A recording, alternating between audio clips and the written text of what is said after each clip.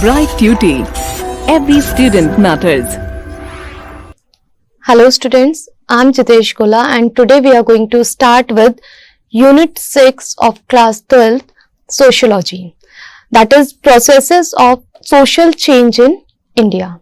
We have divided this Unit 6 in major two parts. In the first part, we are going to do the discussion over structural processes, in which we'll do the discussion over social consequences of, or we can say the outcomes, the social outcomes of industrialization, urbanization and modernization.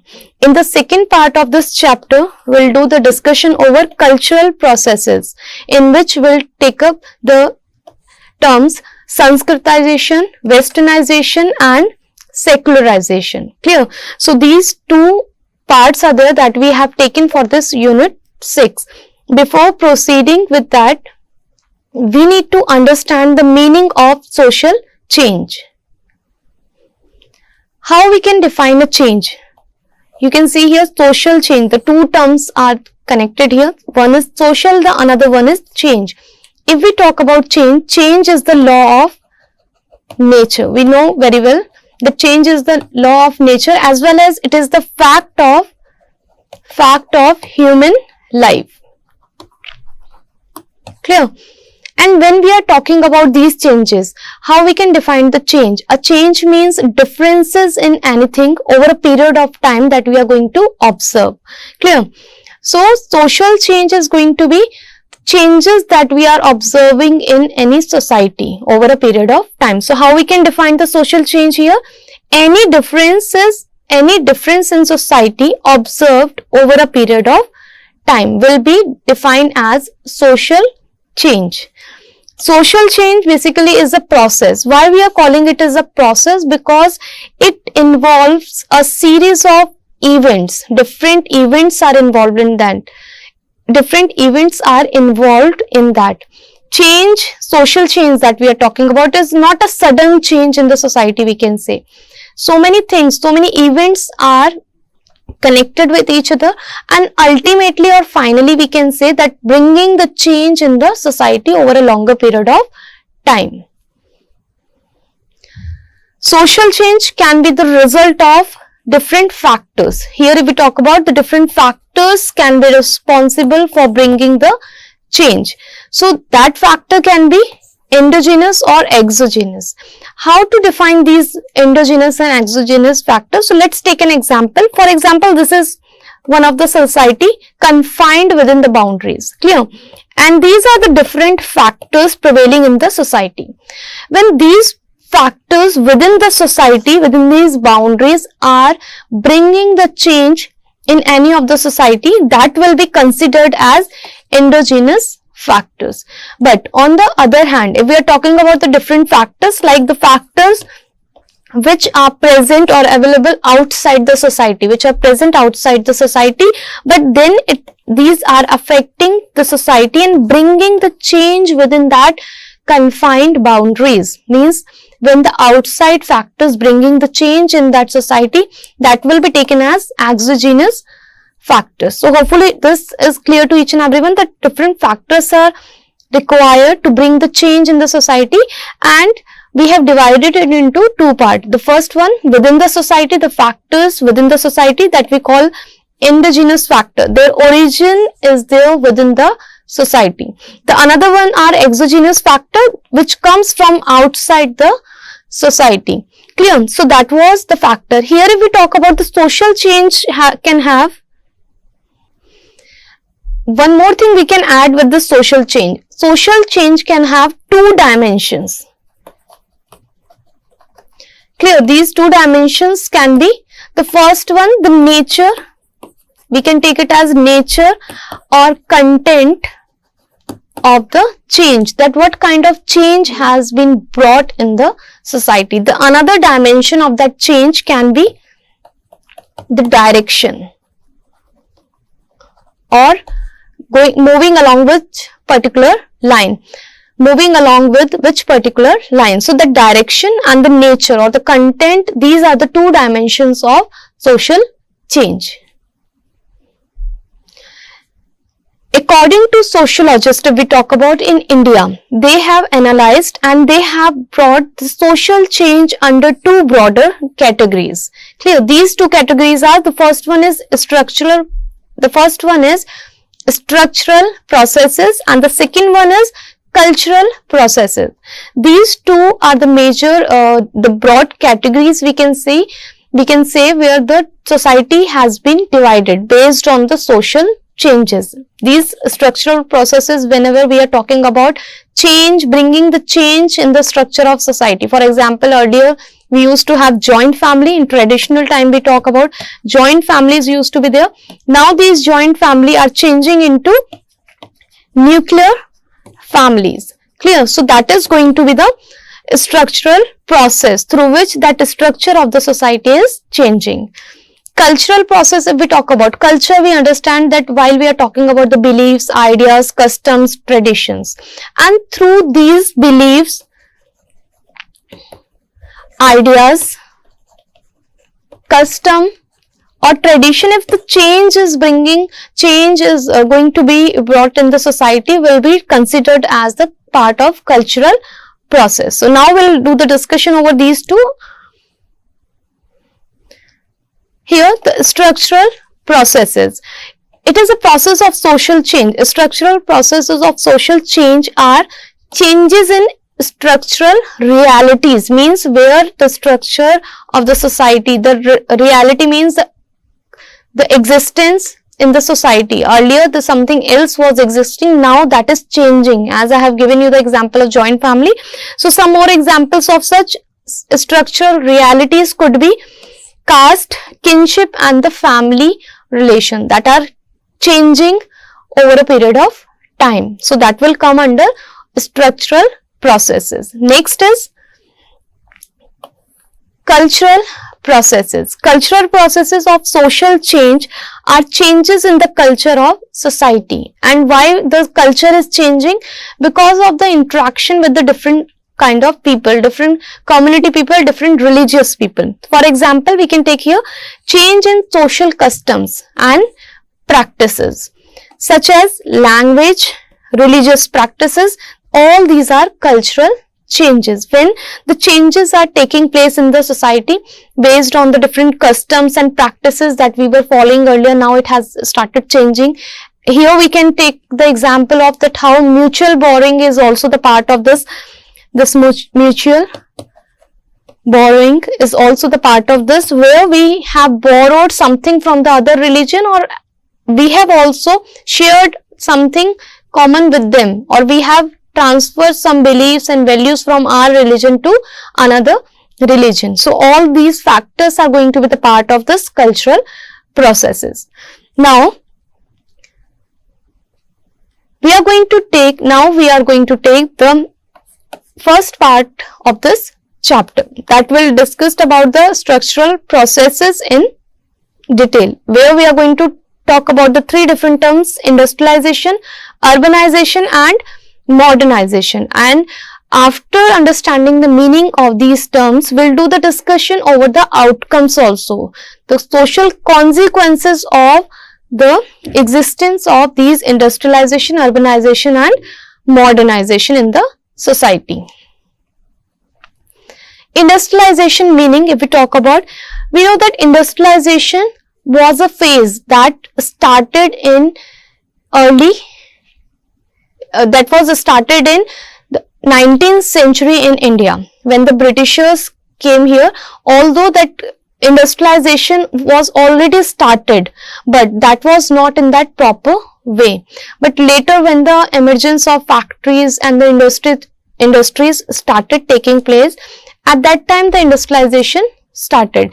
Earlier, if we talk about, most of the population of our country was engaged in agricultural sector, that we also called as primary sector, where most of the people were engaged. But with the introduction of industrialization, what started happening? The people started shifting from agricultural sector to manufacturing sector, or we can call it as a industrial sector also.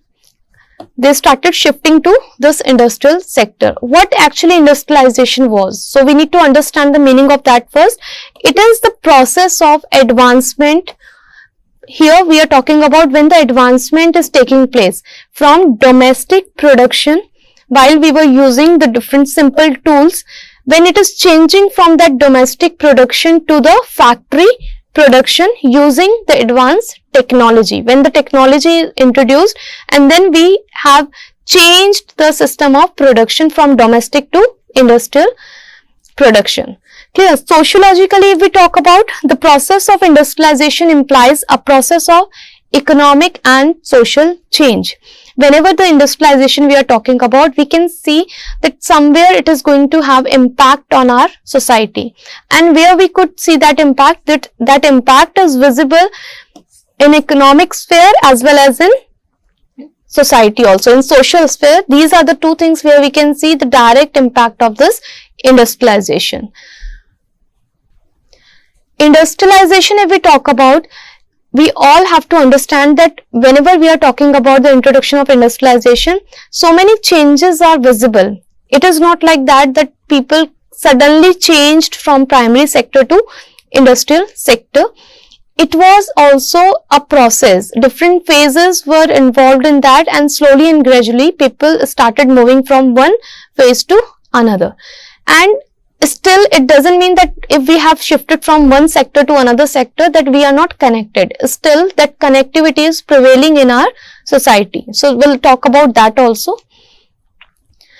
Now, we are going to discuss about the social consequences of industrialization. Means, what are the social outcomes of industrialization in Indian society?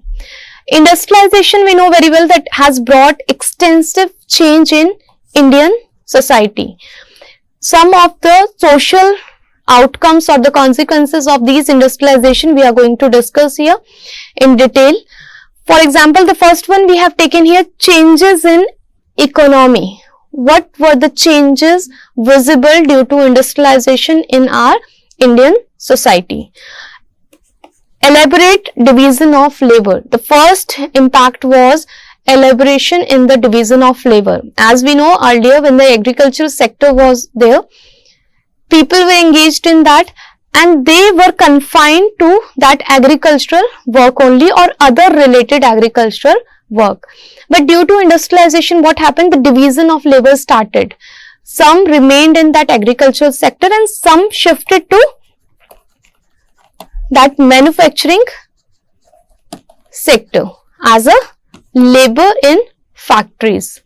Second, if we talk about the another change that was brought, specialization of task. That specialization of task, if we talk about, in agriculture sector, that kind of skills were not required. But when people started working in industries or some factories, they required different kinds of skills. That specialization was the requirement of that particular sector. So that also brought changes in the society. Thirdly, if we talk about the growth of the class of industrial worker. These industrial workers, basically they belongs to middle class, and that was the time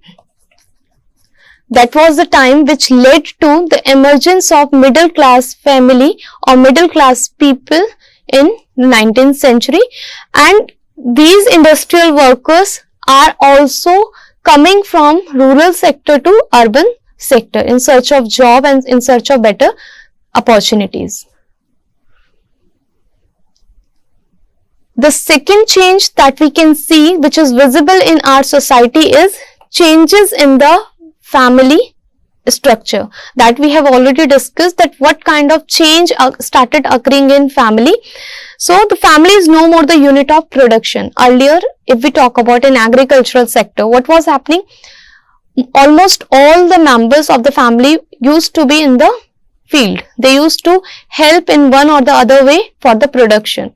But when the people started getting engaged in industrial sector, it was not possible because individually they used to move from one place to another place, and they used to move from one place to another place in search of job. And when they were shifting from rural area to urban area, they were moving individually. At that time, it was not possible to involve the whole family in that work, in industrial work in the beginning. So, here we can say the family does not remain here we can say the family did not remain the unit of production. Only the individual person were engaged, and that was leading to the culture of nuclear family also. Clear? As we saw in villages or rural area, the structure was followed of joint family, but that was somewhere missing in towns or cities if we talk about, or we can say in urban centers, it was not there. Industrialization has led to the dispersal of members of joint family. And what happened because of that? Dispersal means it started creating the difference among the members, means they started moving individually to the different cities or towns in search of job or better opportunities, or getting more work in the cities. So at that time, what was happening? The elders remained in the villages, and only the adults, those who were able to do the work, they shifted to the other areas. This led to the emergence of nuclear family, and that was the result of this, and because of that, the nuclear families emerged.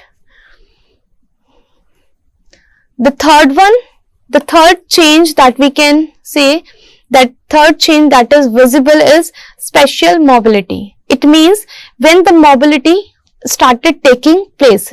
Spatial mobility means when you are shifting somewhere and occupying the space in that area, to occupy space. So this kind of mobility also started taking place. When people started moving from, the migration started from rural to urban area, when they were shifting from rural to urban area, they were settling down in those urban areas and they were occupying the space over there. They started getting settled over there.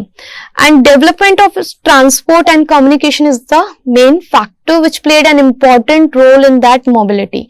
Because earlier in the beginning, if we talk about, it was not easy to move from one place to another place, but due to the advancement of transport and this communication system, it made easier for people to move from one place to another place, and they started settling down and started moving for their work. It also led to rural-urban migration and the migration of skilled labor, especially from villages to towns and cities. Next change that was also very well visible, changes in social stratification. It means what kind of system started occurring in the society, how they started getting divided. Changes have taken place in the caste system. As we know, in the rural areas, basically, still people are bothered about their caste, and high caste people are separated from lower caste people. Even if we have seen, even in many places, we have seen that still in many of the villages, these low caste people are not allowed to enter to the area of high class people. They are living on the outskirts area of these villages. The new occupations are not caste based. The new occupations were not caste based. What happened when the people started moving from, these villages to towns or cities? The individuals were coming from the different villages, like this village 1, village 2, village 3. So these were coming from different villages. At that time, when they started getting settled in the towns or cities, that caste system was not that much dominant over there. It was not that much visible. The people were also not that much bothered about that caste based system in towns or cities, or especially in urban centers, we can say. Many occupations have become caste free. Now, in villages, you must be knowing that work was divided according to caste, but this kind of thing was not followed in towns or cities. The people were getting the occupation based on their skills instead of based on their caste. So many of the occupation, we can say that they became caste free, where the caste involvement was not there. Only the skills and the specialization of the people was preferred to provide them work or job. Now we are going to understand the meaning of the second one, that is the second term or the which played an important role in bringing the change in the society, change in the Indian society. So that is urbanization. So before proceeding for the consequences or the outcomes of this urbanization, we need to understand the meaning of it. Urbanization, what is the meaning of urbanization? It means it is a process by which people start living in towns and cities instead of living in villages. When people shifted from towns and cities towards villages. Towns and cities are also known as urban centers. And what do we call these cities and towns? We call it as a urban centers, which started emerging especially after industrialization. So here we can say that industrialization led to emergence of urbanization. Clear? Urbanization is the result of industrialization, which helped the emergence of these towns and cities in Indian societies. And here we can talk about that what were the factors which led to this industrialization, which led to this urbanization. The reason were the push and pull factor. Different factors were there in our rural areas which were taken as the push factor because of lack of opportunity, lack of better facilities. All these started pressurizing the people to move from village and shifting towards the cities and town. Whereas the pull factor in towns and cities started influencing people, started attracting people for more or better job opportunities in towns and providing them better health facilities, better education facilities. So it worked as pull factor in these areas, which led to the emergence of urbanization and started bringing change in the society. So what we saw here, that whatever the changes were occurring in the society, these were not the sudden one. These changes were not the sudden one. It was following the different process. One process led to the another process, and ultimately it led to bringing the changes in the society. An important feature of urban center is the dominance of non-agricultural occupants. Non-agricultural occupations. Here if we talk about urban center, how the urban centers were visible. The few things were there, that the most important thing, that whatever the work was available here for the people, it was non-agricultural work. Because non-agricultural work was taken in villages and the rural area. The non-agricultural work was taken in villages or rural areas. But in urban center, if we talk about, only there was the dominance of non-agricultural work, and especially in the beginning it was due to industries, the emergence of industries, and later on the other third sector, the tertiary sector, or if we talk about the service sector also emerged, which led to advancement in the people, the lifestyle of the people also started changing. These occupations may be the manufacturing sector, industries, or the service sector. So when the people started shifting from agricultural to other two sector, that is the manufacturing or the service sector.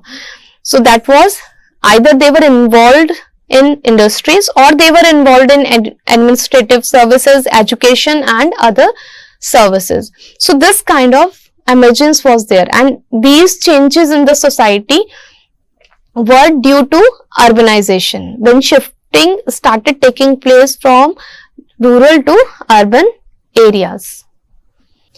Now we are going to discuss the meaning of this urbanization. Urbanization, how we can define it? It's a process by which the people start living in towns and cities. It means they are shifting from rural areas and from there they are shifting to urban cities or urban centers. If we talk about urbanization, if we are going to discuss about urbanization, it is also the result of industrialization that we have already discussed. Now, according to Lewis Wirth, if we talk about urbanism is the special way of life or social life found in urban center, which is different from the life in rural areas or the villages. It is characterized by formal and impersonal social relationships. So these are the features that we are talking about. The relationships, basically the social relationships, if we are talking about in urban centers, these are the formal one as well as impersonal. But when we are comparing it with the relationships in rural areas or rural communities, so that is going to be the formal, that is going to be informal and personal, where people are more connected with each other as compared to the people living in cities and towns. And complex division of labor is also very well visible in these urban centers, which is contractual in nature, because this is not the permanent work they are going to get here, that is contractual. The division of labor, why we are calling it as a contractual basis, as a contractual one reason, because occupation mobility is also taking place. If person is engaged in one particular work for a long period of time, he or she may shift to the another sort of occupation later on. So that kind of changes are also visible in urban centers. If we talk about urbanization in India, it has a long history. Ancient towns and cities were administrative centers. Earlier, what was there, that in ancient time period, if we talk about in traditional time, the towns and cities were the administrative centers, mainly when the India was under the control of Britishers, under the control of colonial power. At that time, these towns and cities started emerging as the administrative centers. They became the capital, also the political capitals. Basically, if we talk about, these areas were also started emerging as the religious and pilgrimage centers. That was in ancient time, it was not just because of the industries, but other factors we can see here, that other factors were also leading to bringing these change in the towns and cities. Educational centers were also available here, centers of trade and commerce. We can take the example of Nagaland. If we talk about the example of Nagaland, here we can see only the presence of industries is not the reason which is leading to occurrence of, or which is leading to emergence of these cities and towns. Beside that, so many other factors, the better educational centers or the administrative centers are also the one which are attracting people from rural to urban areas, and which is leading to the emergence of these towns or cities. So only industrialization, or we can say only the presence of industries, is not going to play important role in urban centers of cities. But beside that, many other factors are there that were also present in ancient time. Now, here we are going to continue with that what are the social and economic consequences of urbanization. If urbanization has started, which is the result of industrialization somewhere, so what are the changes which are occurring or visible in our society? So we are going to do the discussion over that. Some of the important economic and social outcomes we have taken here. The first one, changes in the family.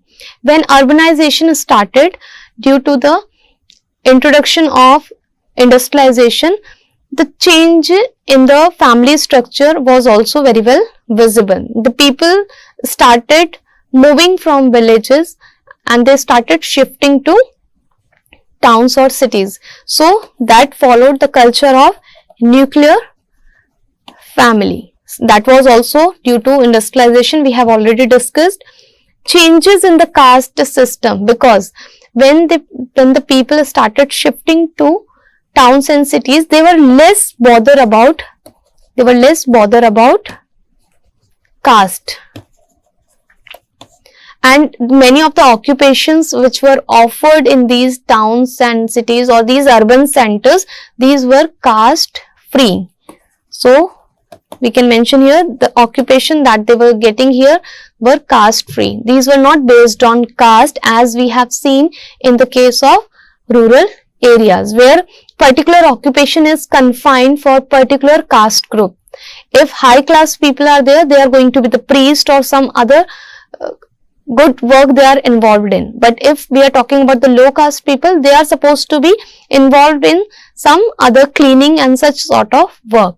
So this kind of division was not there in urban centers. Some problems we can see that different problems were occurring in urban centers, because when the people from rural to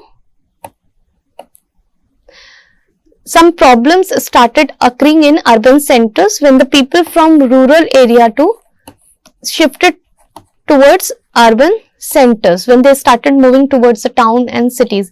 What were actually these towns and cities were there? We have already discussed the criteria for classifying any area as a town or city. Here it means if the population is increasing in that particular area, if it is the minimum population, if we talk about, is 5,000 around, minimum population is 5,000, and if 75% around or at least 75% of people are engaged in non-agricultural work, and if high density of population is living in that area. So in that way we are going to call it as an urban center. But with that shift from rural to urban center, different problems also started taking place. So we'll do the discussion over those problems. What were these problems which were found in these urban centers? Overcrowding and high population density, the biggest problem, and which led to emergence of slums in these areas. Because overcrowding, the people, when they were not getting work in agricultural sector, population was increasing and unemployment was also increasing. So in search of better opportunity and better job, they started moving towards the towns and cities, and that was the time period when the industrialization started. But not so many industries were there at that time. People started getting influenced by that work and they started shifting at large level. So it led to overcrowding in those particular areas and also led to high density of population, and that's the problem that we have discussed here. The problem of slum was the result of this overcrowdedness or high density. Other environmental problems also started occurring, like the problem of pollution due to industries also.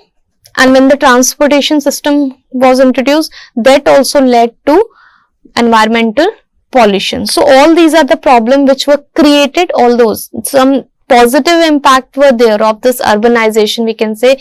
The people were getting more work, the standard of the people was, the living standard of the people was increasing, they were getting better opportunity, their economic status was increasing, the social status was also changing, as earlier they were divided based on caste, but no such kind of things were that much visible in urban cities. But beside those benefits or beside those positive changes in the society, few problems also started occurring. So we have discussed over these problems. Now we are going to continue with the third term, that is modernization. And after understanding the meaning of this modernization, we'll do the discussion over the consequences or the outcomes of modernization. The concept of modernization was first used an explanation of the changes that took place in Britain and United States. So where this particular term, the modernization, was first coined, it was first used for Britain and United States, the more developed countries at the time. Clear? According to view, if we talk about modernization, primarily depends on introduction of technology and the knowledge required to use it. So while we are talking about modernization, how we can bring modernization in the society, when we are talking about introduction of new technology, the advancement of technology is visible here, and the knowledge of the people is also increasing when they are coming out from the traditional sphere of their life and moving towards the modern. They started following the modern ways, so that will be taken as a modernization.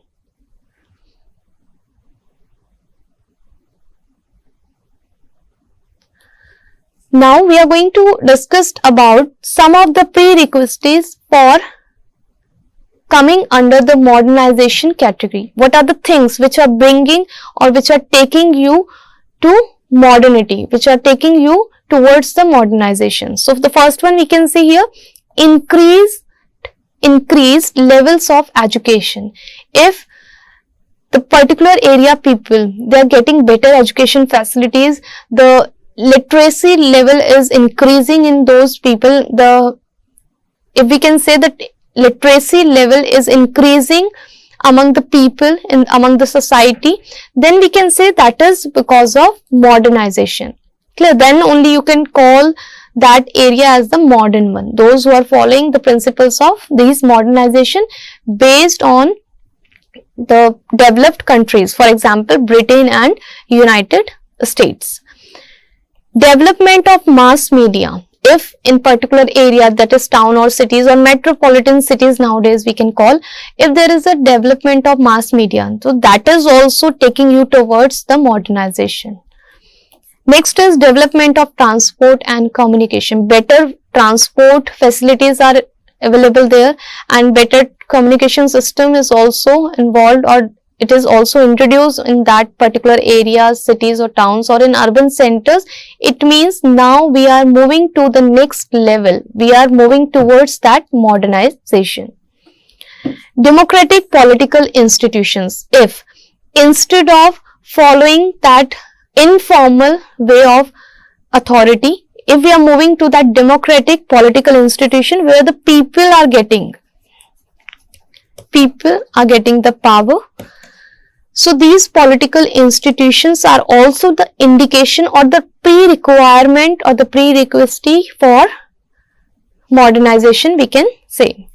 Declining public influence of religion. If we talk about that, when the people are not that much bothered about the religious differences, when they only want to talk about development of the nation, development of the area, so that will be taken as the prerequisite for modernization. Because if still the people are stick towards their particular religion, and if they are just talking about that regionalism, if still they are talking about the success or the growth of their own religion, when they are confined within their own particular religious community, it shows that still they are confined to those old traditional values. So here we cannot take them towards this modernization. Modernization simply means when you are not bothered about your caste system, when you are not bothered about your religious group, although you are following all the things, but you are not that much rigid towards this. Means flexibility must be visible, and complex division of labor and so on. Here we talk about when in the society the complex division of labor is visible, when the people are engaged in the different occupational activities, either in industries or different sort of services are emerging, where the people are getting engaged based on their skills and specialization. So all these are the pre-requirement for calling a particular center as a modernized one.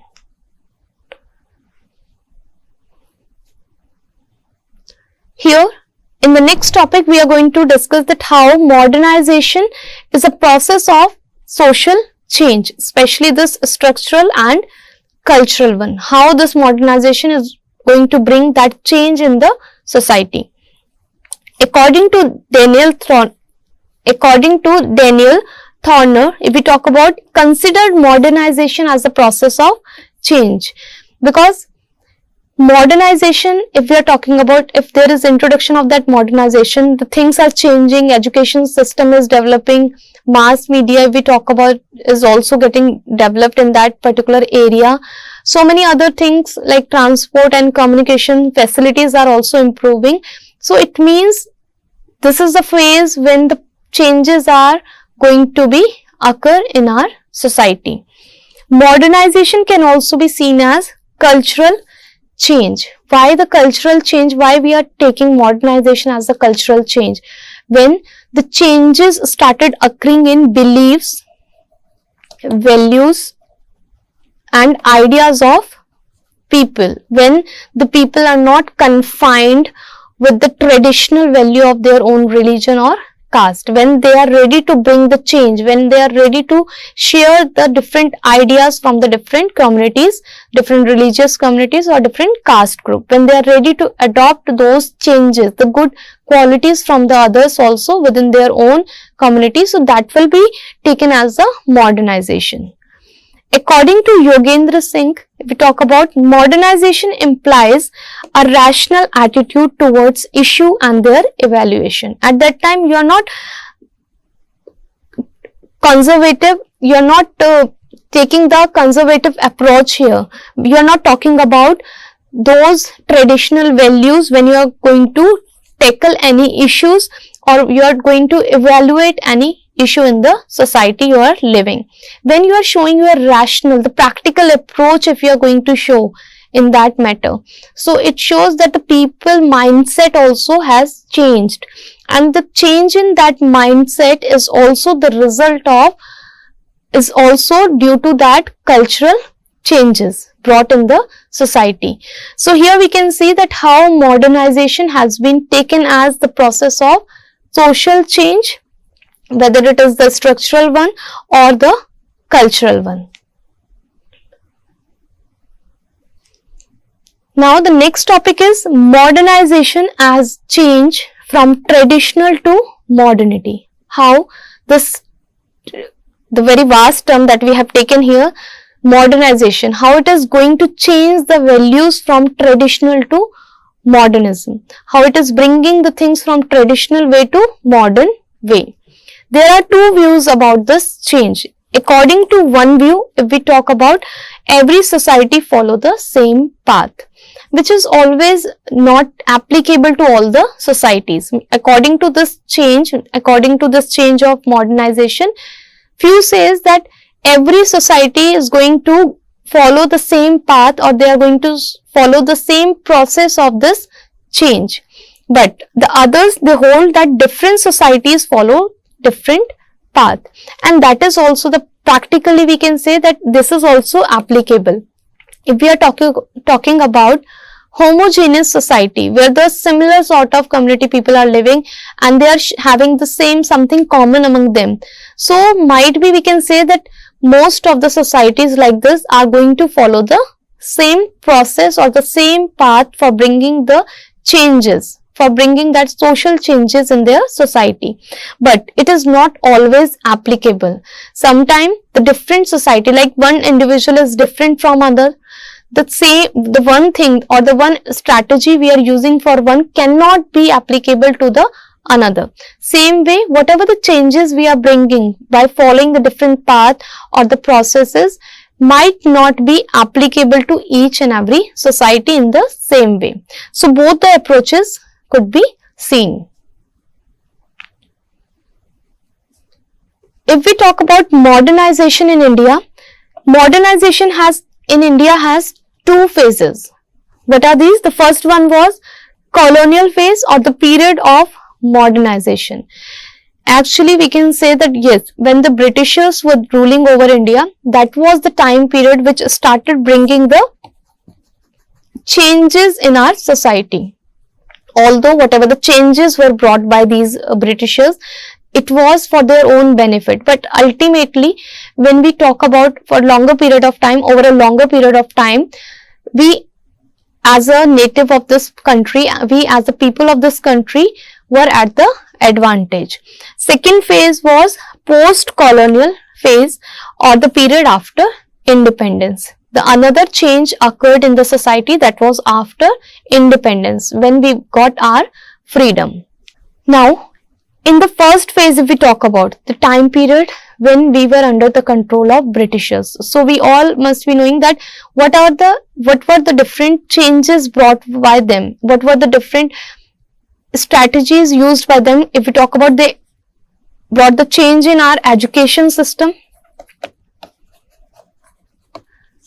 Then after that, we can say they introduced transportation. The railways were also introduced during that time period only. So slowly and gradually started bringing the change, and that urbanization also we talk about